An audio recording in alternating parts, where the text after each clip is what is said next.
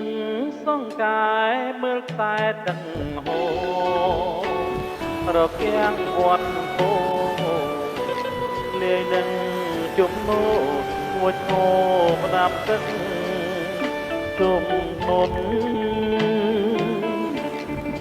រីយំត្រហឹងមាសស្ទឹងកវៃនិពន្ធសូរិយាទូទួនពួនក្រោយផ្ទះស្រីលុបដងទី10ចប្រប់មាត់ទឹកតោចស្ងៀមមឹងខចាំប្រោះលឹងស្ងាត់ជឹងលុះលងរាត្រីអូនភ្លេចវាចាដាល់ស្រីសន្យា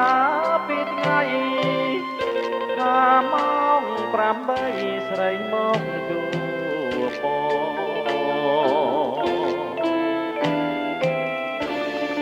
អីនៅស្ងាត់ទូដោយក្បូនរសាត់ដោយទឹកកំណាត់ហូរលឿនកន់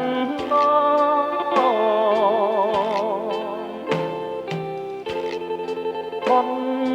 ការវត្តពោនៅមិនទាន់ឆ្លងឡាយតែនួនល្អប្រែខ្នងសូនសោះ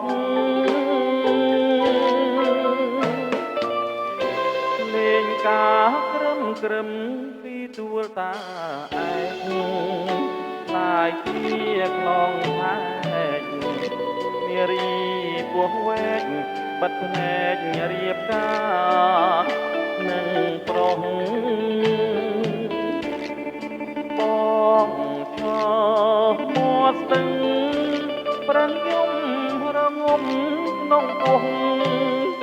លាស្រីស្រោមងងឈ្មោះក្នុងជាខ្លា